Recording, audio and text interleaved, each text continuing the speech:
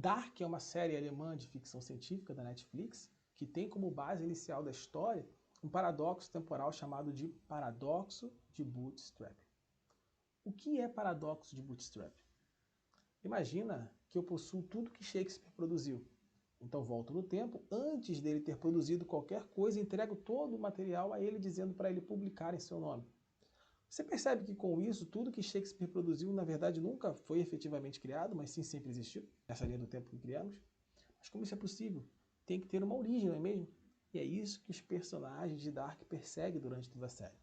A origem. Gosto muito de séries assim de ficção científica porque creio que a especulação tem uma forte importância no refinamento das ideias e na geração de hipóteses que vão nortear nossa evolução cognitiva. Por exemplo, se a viagem no tempo para o passado pode gerar paradoxos como esse ou como o paradoxo do avô, será que isso é uma evidência de que a viagem no tempo para o passado não é possível? Ou é uma evidência de que pode haver realidades alternativas onde eu nunca nasci, mas existo devido a uma influência de uma realidade externa? Ou ainda, e essa talvez seja a principal discussão que a série pretende levantar, eu vou retomá-la e trabalhá-la melhor no final. Se o passado, o presente e o futuro estão acontecendo simultaneamente, ou pelo menos podem ser vistos simultaneamente, que é o que a gente acredita que Deus é capaz de fazer, será que a liberdade existe ou é mera ilusão? Eu citei o paradoxo do avô, e para quem não sabe, o paradoxo do avô é o seguinte: imagina que você volta no tempo e mata seu avô antes de teu pai ter nascido. Isso impossibilitaria você de ter nascido.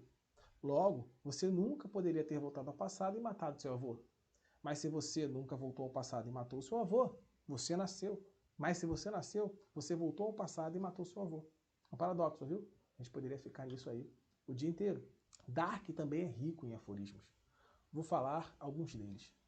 Deus me dê serenidade para aceitar o que não posso mudar, coragem para mudar o que posso e sabedoria para saber a diferença, atribuída a Reinhold Niebuhr. A diferença entre passado, presente e futuro não passa de uma ilusão. Não é só o passado que influencia o futuro também influencia o passado. O que sabemos é uma gota, o que não sabemos, um oceano. Coisas grandes e pequenas não seguem as mesmas leis. Talvez nada possa mudar em larga escala, mas em pequena, nós mudamos um grão de areia e com ele o mundo inteiro. O homem é livre para fazer o que quer, mas não para querer o que quer. Essa frase é de Arthur Schopenhauer. E a última frase, eu quero trabalhar um pouco ela. Adam vai dizer o seguinte na série: nós declaramos guerra ao tempo, declaramos guerra a Deus. Estamos criando um mundo novo, sem tempo, sem Deus. E essa frase nos faz lembrar de Gênesis 3, quando vemos também Adam, e aqui não acredito que tenha sido uma coincidência, ele vai cair por querer ser como Deus, declarando assim guerra a ele. E na série, vemos que quanto mais Adam tenta assumir o controle, mais ele se aprisiona. Quanto mais ele busca liberdade, menos liberdade ele possui. Quanto mais Adam tenta quebrar o ciclo, mais ele mantém o ciclo e mais. Quanto mais ele tenta assumir o controle, mais ele faz coisas terríveis. Então, quando nos colocamos no lugar de Deus, nos colocando como parâmetro absoluto, estamos declarando guerra a Deus e caminhando para a condenação eterna. Estamos nos distanciando de Deus, estamos nos distanciando do bem, estamos nos distanciando da verdade. Então vamos continuar. Paradoxos nos revelam inconsistências. É irônico, pelo menos a primeiro momento, Dark ser um emaranhado de paradoxos quando a série nos mostra que o Jonas jovem não poderia morrer, pois o seu eu futuro já existia. O que isso significa, essa cena? Significa que existe uma espécie de pessoalidade transcendente e que essa pessoalidade transcendente impede essa inconsistência de ocorrer. Outra evidência disso é quando Ulrich tenta matar Helge para mudar o que aconteceria, mas não consegue. Mas agora, por que essa pessoalidade transcendente também não impediu esses vários paradoxos de acontecerem? De certa forma, são inconsistências. Essa foi minha crítica inicial a Dark. Mas depois eu pensei, e se ela impediu? Esses paradoxos menores foram necessários para evitar o paradoxo maior? E se aquela brecha no ciclo tivesse sido arquitetada pela pessoalidade transcendente desde o início, para que Jonas e Marta pudessem voltar ao mundo de origem e impedir a geração das realidades alternativas? Creio que isso faz sentido e provavelmente uma evidência disso é quando Jonas e Marta estão no Intermundos encontram um ao outro quando criança e Marta revela que aquilo não foi um sonho, mas que de fato ocorreu. Só que, se eles romperam realmente o ciclo, isso não deveria ocorrer.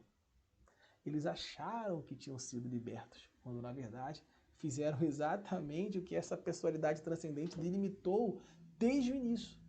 E tudo isso para que o paradoxo maior não ocorresse. Tannhaus nunca ter criado a máquina do tempo.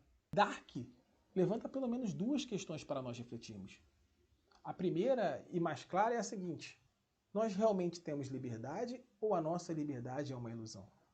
Ou ainda, baseado nessa minha forma de enxergar, que eu estou propondo, se existe uma pessoalidade transcendente que guia todas as coisas, isso necessariamente elimina a nossa liberdade? A resposta, ao meu ver, é não.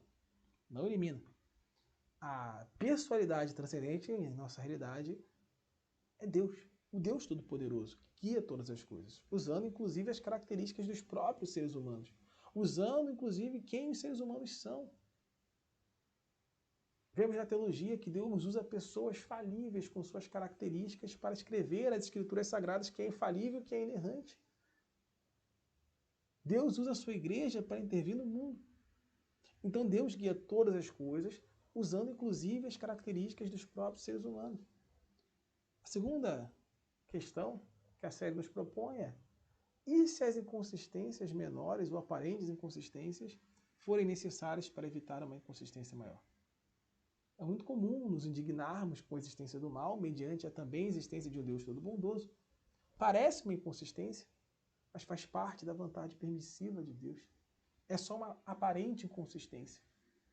Essa vontade permissiva de Deus é necessária para que a vontade diretiva do relacionamento vertical escatológico pleno ocorra. Ou seja, logo logo não haverá mais dor, não haverá mais morte, não haverá mais sofrimento, porque a velha ordem já passou. Logo logo, aqueles que creram em Cristo e este ressurreto o verá Deus face a face.